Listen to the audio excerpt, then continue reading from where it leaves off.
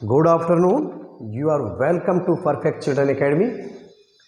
नमस्कार, मैं Hakim Ali sir perfect children academy पे आपका हार्दिक स्वागत करता हूं। साथियों, इसके पहले लेक्चर में हम लोगों ने टेंस के बारे में बात किया था। टेंस क्या है और किस तरह से टाइम के आधार पे और कंडीशन के आधार पे उसका विभाजन हुआ था। पिछले लेक्चर में हमने प्रेजेंट इंडेफिनिट टेंस की बात किया था और उसमें हमने use of present indefinite tense की भी बात किया था। आज हम बहुत ही महत्वपूर्ण टेंस की बात करेंगे जिसका प्रेजेंट इंडेफिनिट के बाद बहुत ज़्यादा उपयोग होता है। आज हम लोग बात करेंगे प्रेजेंट कॉन्टिन्यूअस टेंस या प्रेजेंट प्रोग्रेसिव टेंस या प्रेजेंट इम्परफेक्ट टेंस। आइए देर न करते हुए हम लेक्चर को स्टार्ट करते हैं। प्रेजेंट कॉन्टिन्यूअस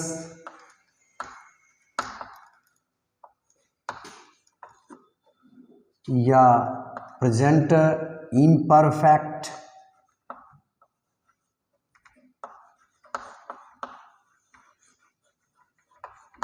या प्रेजेंट प्रोग्रेसिव, ये इसके नाम है। प्रेजेंट कॉन्टिन्यूअस टेंस या प्रेजेंट इम्परफेक्ट टेंस या प्रेजेंट प्रोग्रेसिव टेंस। इसमें हम लोगों ने बात किया था, जब हमने क्लास का टेंस का डिवाइडेशन समझाया था तो हमने देखा था कि किसी कंडीशन क्रिया के होने की जो दशा है वो पूर्णता की तरफ है, पूर्ण हो चुकी है या कॉन्टिन्यू है। उसमें हम लोगों ने बात किया था कि कॉन्टिन्यूटी का एक्सप्रेशन करती है, इसीलिए इसको हम प्रेजेंट कॉन्टिन्यूअस टेंस कहते हैं।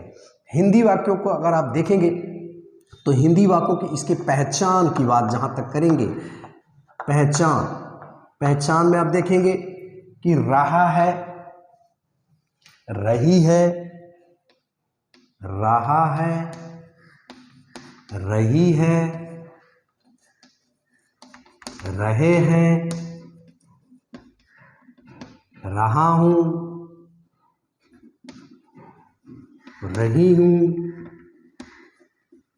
इस तरह से हिंदी वाक्यों के अंत में आता है। या करता रहता है,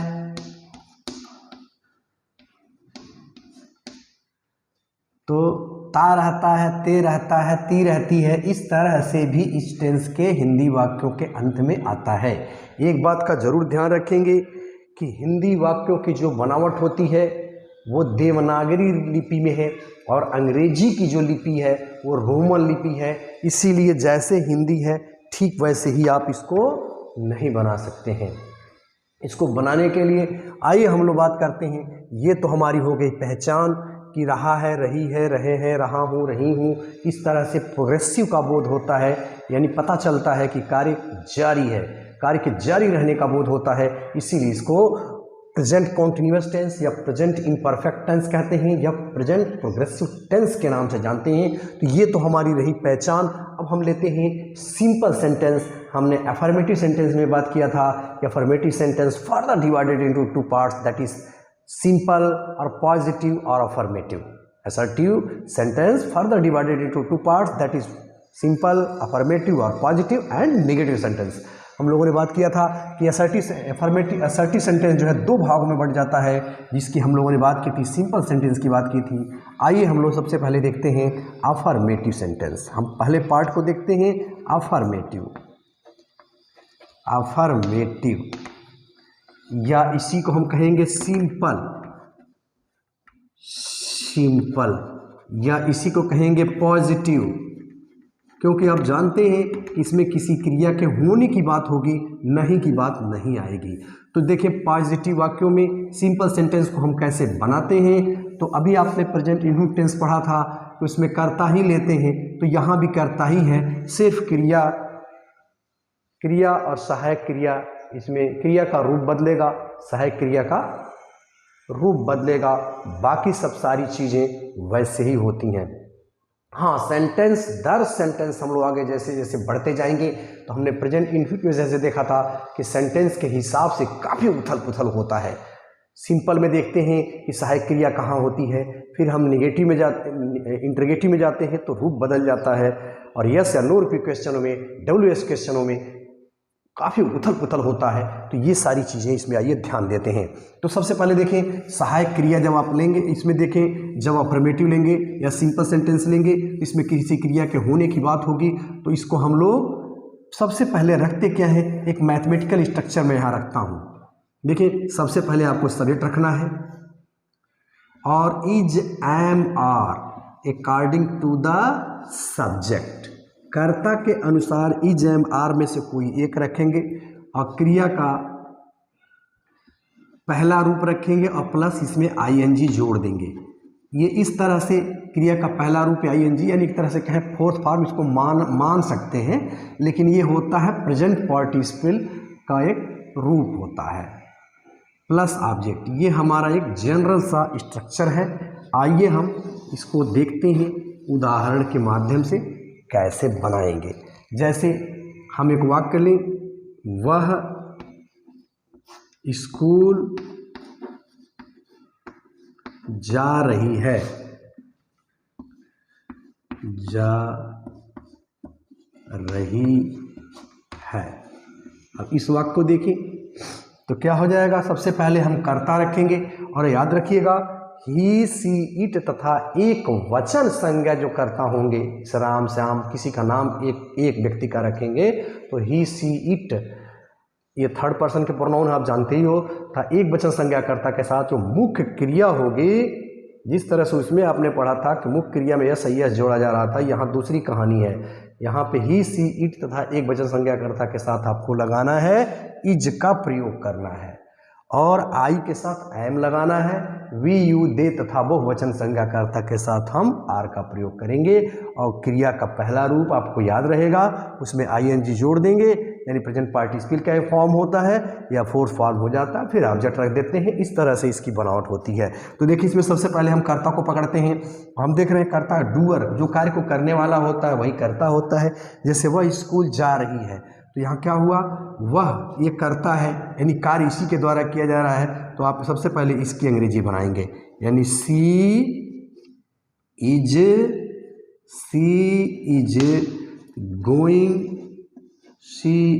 गोइंग टू स्कूल, वह स्कूल जा रही है। ये आपका वाक्य बन गया।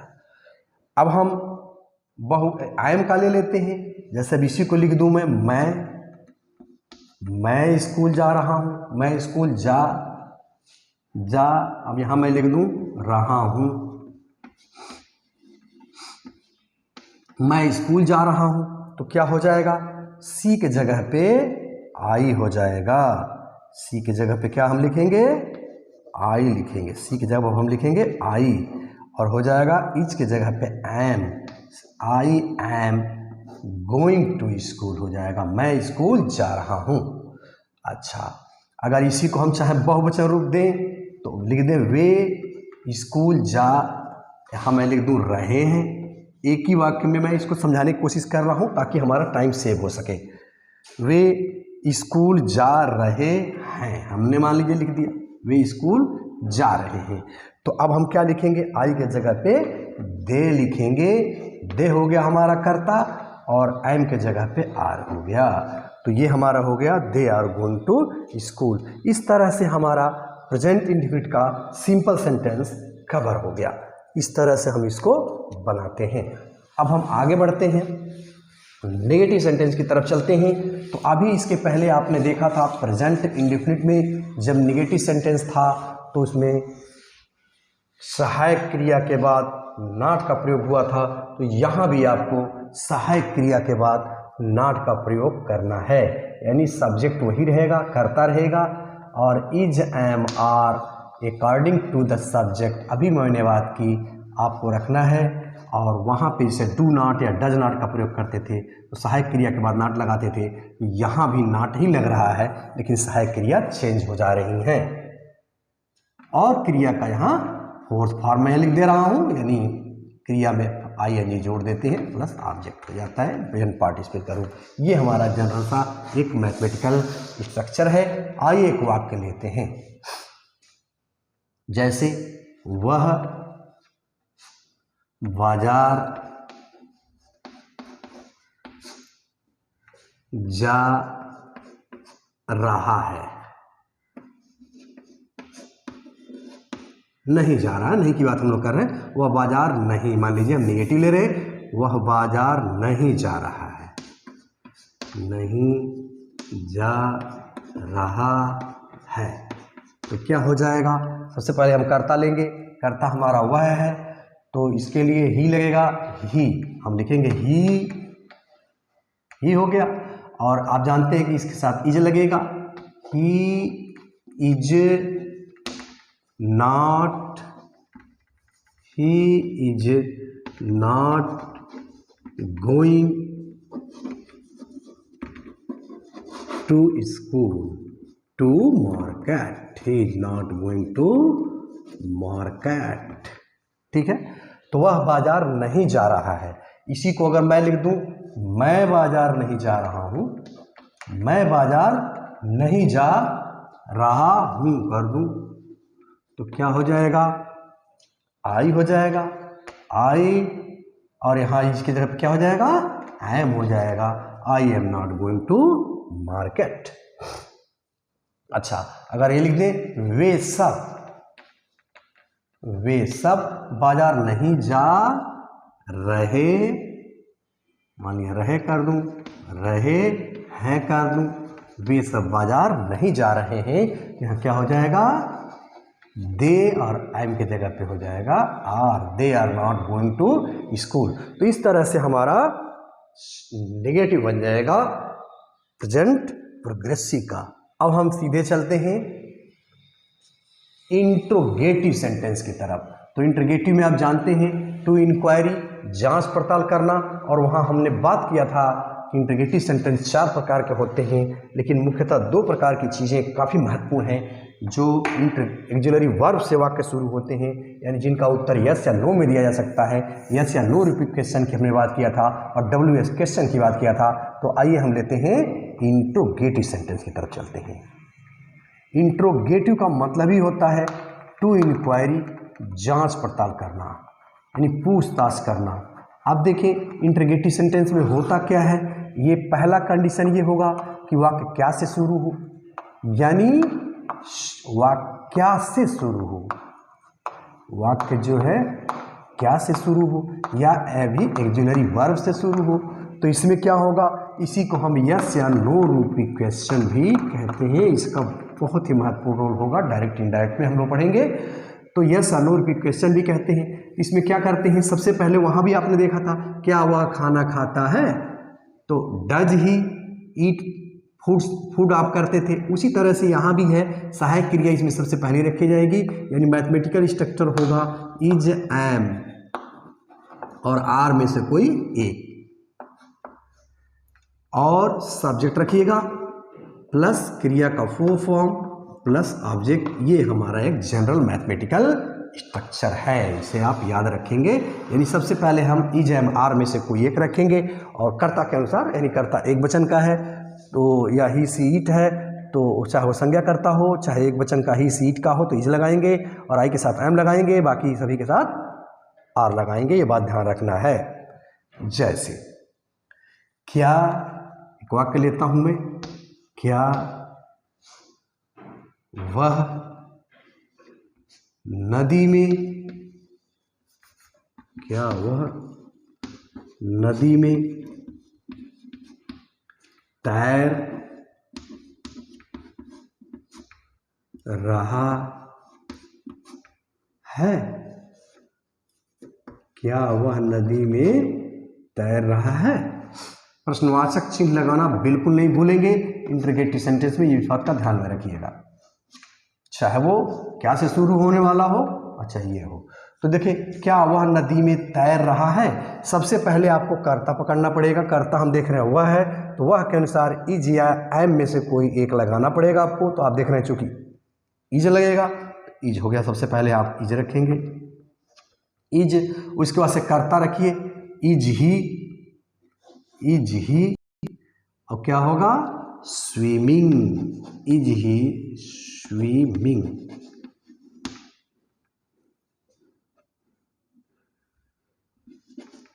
Is he swimming in the river. तो आप देख रहे हैं swimming, is he swimming in the river, यानी क्या वह नदी में तैर रहा है। तो यहाँ पे आप क्या देख रहे हैं कि इसका उत्तर यस या नो में दे सकते हैं, इसीलिए यस या नो रूपी क्वेश्चन हो जाएगा। यस भी बोल सकते हैं, नो भी कर सकते हैं। अब मान लीजिए यहाँ पे हम सब दे दे, जैसे क्या हम नदी में तैर रहे हैं कर दूं, क्या हम नदी में तैर रहे हैं, तो क्या हो जाएगा,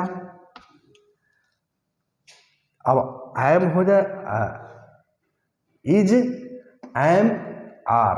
तो चूंकि हम सब की बात है तो आप देखेंगे आर हो जाएगा यहाँ पे आर, और वी हो जाएगा यहाँ पे are we swimming in the river. इसी तरह से अगर कह दे कि क्या मैं नदी में तैर रहा हूं कर दे, तो क्या बन जाएगा, यहाँ हो जाएगा एम और यहाँ हो जाएगा I, am I swimming in the river. ये रहा हमारा इंट्रोगेटिव सेंटेंस। अब हम आते हैं इंट्रोगेटिव का क्या से शुरू होने वाले वाक्यों की यस या नो रिपीट क्वेश्चन को हमने देख लिया। अब हम देखेंगे कि इंट्रोगेटिव प्रोनाउन से जो वाक्य शुरू होंगे, यानी WH जो क्वेश्चन होगा उसका हम कैसे बनाएंगे। WH क्वेश्चन यानी इंट्रोगेटिव प्रोनाउन, इंट्रोगेटिव प्रोनाउन जिसको कहते हैं, या WH फैमिली के जो क्वेश्चन होंगे वो अगर जैसे वाक्य के बीच में घुस जाएंगे, क्या, क्यों, कब, कहाँ, कैसे, तो उसको हम WH क्वेश्चन कहते हैं।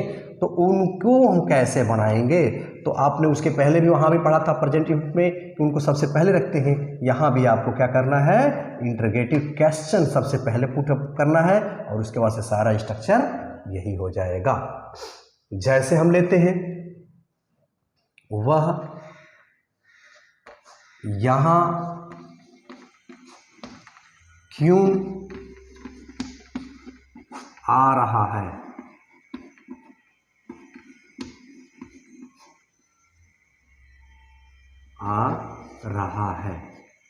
तो इसे देखिए, वह यहाँ क्यों आ रहा है।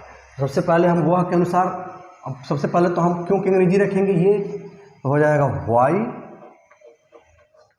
और उसके बाद से वह की बात है तो क्या इज एम आर में से कोई एक लगाएंगे। अब हम देखें, चूंकि वह है तो इज लगेगा, वाई इज, इसके बाद से कर्ता लगेगा, वाई इज ही कमिंग,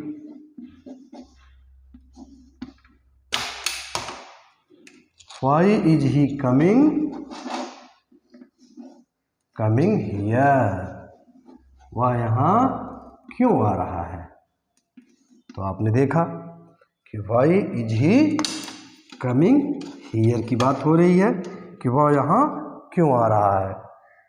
अच्छा, अगर इसी वाक्य को हम ले लें, वे यहाँ क्यों आ रहे हैं कर दूं मैं, तो क्या हो जाएगा, वाई आर हो जाएगा, वाई आर, और यहाँ क्या हो जाएगा, they, why are they coming here. तो इस तरह से हमारा ये इंट्रोगेटिव का प्रश्नवाचक वाक्य जो होगा, इसका उत्तर आप हाँ या ना में नहीं दे सकते हैं, इस यहाँ पे आपको कुछ न कुछ कहना पड़ेगा, इसीलिए इसे हम WH क्वेश्चन कहते हैं।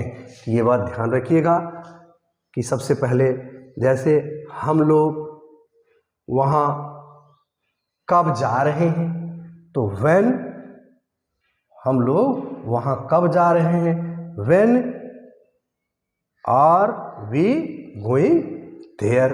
तो इस तरह की बातें हैं। ये हमारा रहा इंट्रोगेटिव का WH क्वेश्चन। अब हम चलते हैं इंट्रोगेटिव नेगेटिव की तरफ।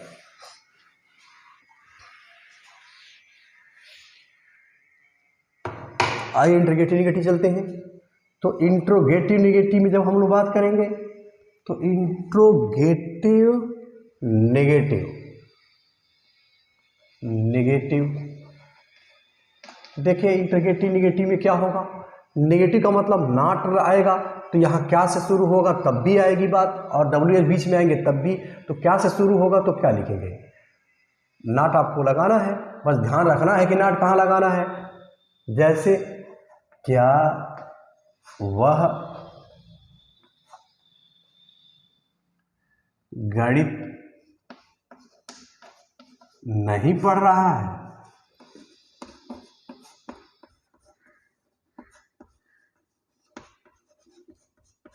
तो क्या हो जाएगा, सबसे पहले आपको ध्यान देना पड़ेगा, तो कर्ता ध्यान देना पड़ेगा, वह है, तो वह के अनुसार आप क्या लिखोगे, सबसे पहले सहायक क्रिया रखेंगे, यानी इज एम आर में से कोई एक according to the subject mathematical लिख देते हैं, इज एम आर। उसके बाद से कर्ता, फिर आपको कर्ता के बाद नॉट रखना है, प्लस क्रिया का चौथा रूप plus object and so on. प्रश्नवाचक चिन्ह जरूर लगा दीजिएगा। तो यहाँ क्या हो गया, क्या वह गणित नहीं पढ़ रहा है, तो हो जाएगा सबसे पहले कर्ता देखिए, वह की बात कर रहा है तो इज लगेगा, इज ही नॉट रीडिंग, गणित नहीं पढ़ रहा है, या learning, is he not reading और लर्निंग सीखना, is he not learning mathematics.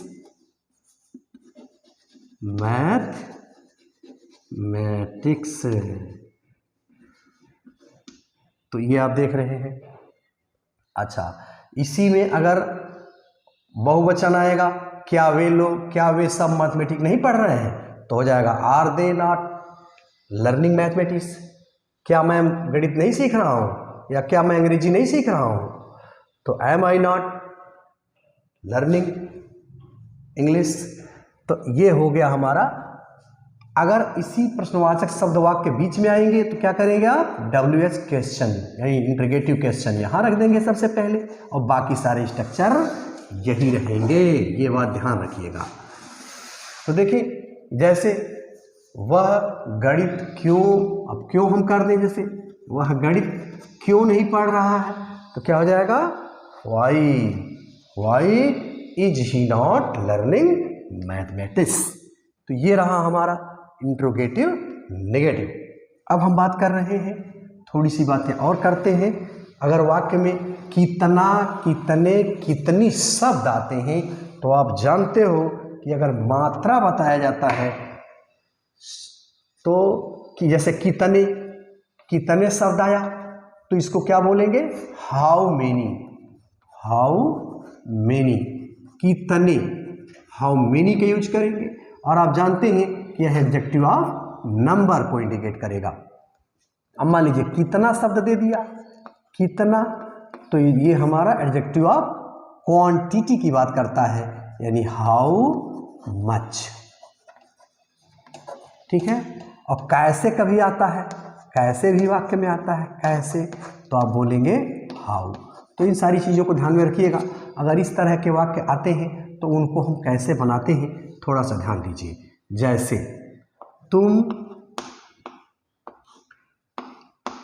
कितनी रोटियां खा रहे हो, तुम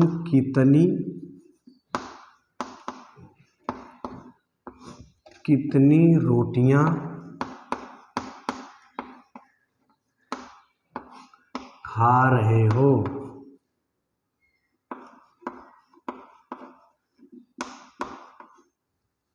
ये ध्यान दीजिएगा। एक बात और ध्यान दीजिएगा कि कितना, कितनी जब भी आएंगे वाक्य में तो इनसे रिलेटेड नाउन आपको इनके साथ रखना है। जैसे कितनी से रिलेटेड यहाँ देखिए रोटियां की बात किया है, तो ये इसके साथ जरूर रहेगा। तो क्या बनेगा, हाउ मेनी चपातीज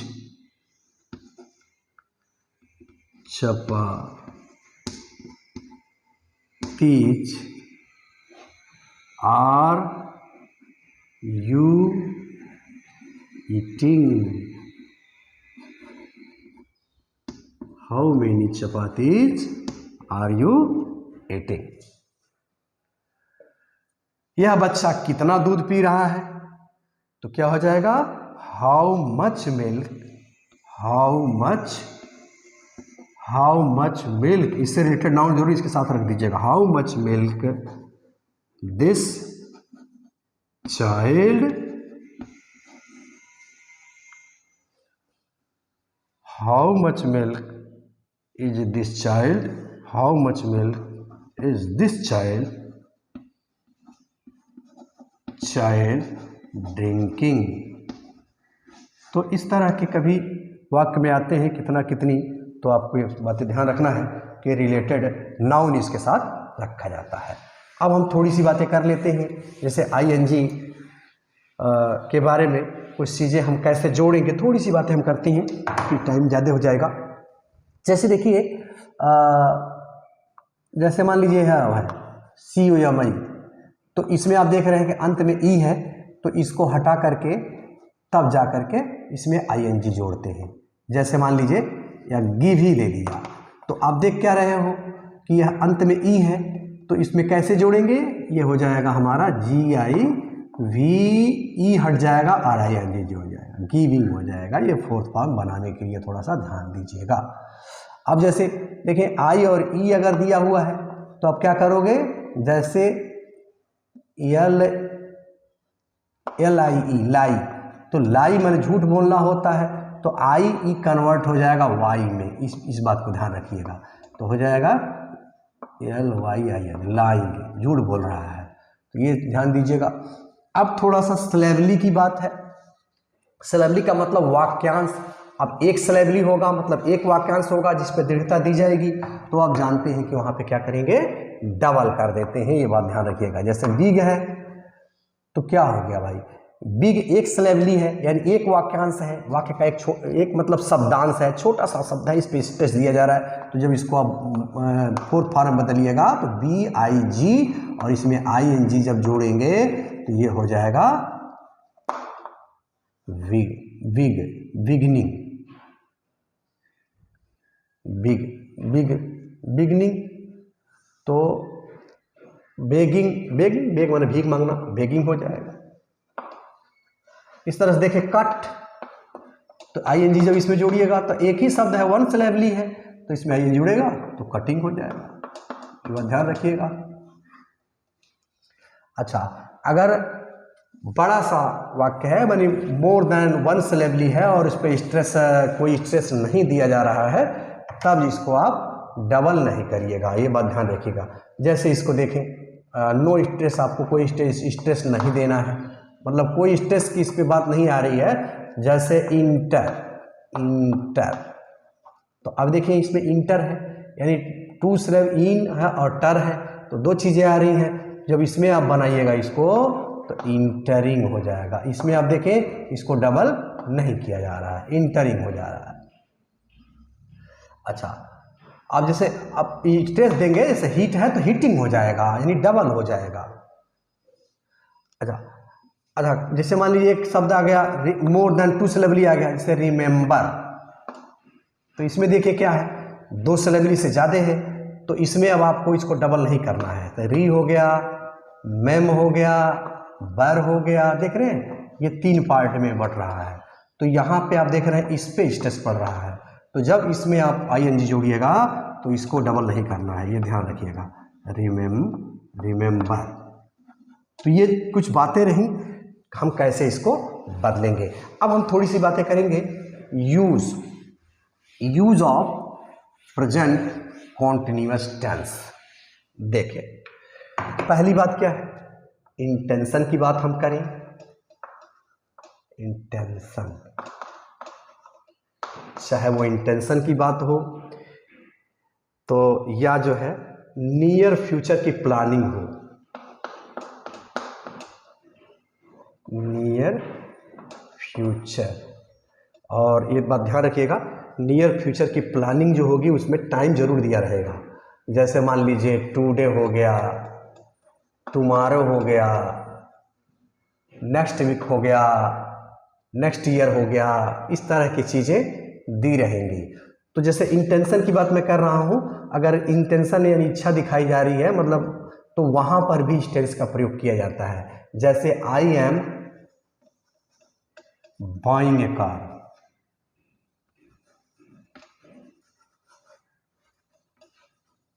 मैं एक कार खरीदने जा रहा हूं। तो आई एम गोइंग कर दीजिए, I am going to, I am going to buy a car, मैं कार खरीदने जा रहा हूं, ये मेरी इंटेंशन है, ये इच्छा है। अब नियर फ्यूचर में जैसे the PM is addressing the nation tomorrow, प्रधानमंत्री कल देश को संबोधित करने जा रहे हैं। तो ये देख रहे हैं, ये नियर फ्यूचर की बात की जा रही है।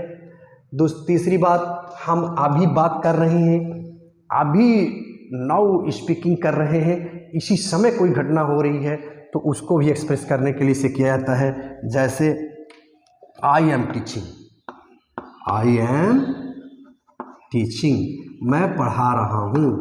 यू आर लिसनिंग, आप सुन रहे हैं। तो अभी की अभी बात हो रही है, तो इसमें भी आप इसका यूज कर सकते हैं। नेक्स्ट बात ध्यान रखिएगा कि वो काम तो जारी है, लेकिन अभी जो है ऐसा नहीं है, तो वहाँ भी यूज होता है। जैसे उसमें लेकिन ध्यान दीजिएगा, शब्द दिए रहते हैं। जैसे ही इज लर्निंग मैथमेटिक्स,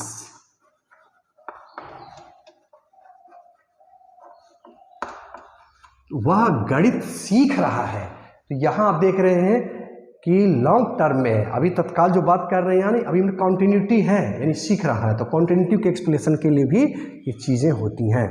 अच्छा, जैसे मैंने बात किया था शुरुआती दौर में, करता रहता है, सोता रहता है, ऐसा करता, तो अगेन अगेन अगेन की बात करता रहता है। तो जैसे मान लीजिए, तो उसमें भी याद, जैसे they are fighting, FIGHINT, fighting, they are fighting always, they are always fighting, they are always fighting, वे हमेशा लड़ते रहते हैं। देख रहे हैं, रहते हैं, वह हमेशा हंसती रहती है। She is always smiling. तो इस तरह से ये इसका यूज ING का बनना और प्रेजेंट कॉन्टिन्यूअस या प्रेजेंट प्रोग्रेसिव या प्रेजेंट इम्परफेक्ट टेंस की बात हमने की। मुझे उम्मीद है कि ये लेक्चर आपको पसंद आया होगा। अगर आप चैनल पे नए हैं तो चैनल को सब्सक्राइब करें, कमेंट करें और लाइक करना बिल्कुल न भूलें। धन्यवाद।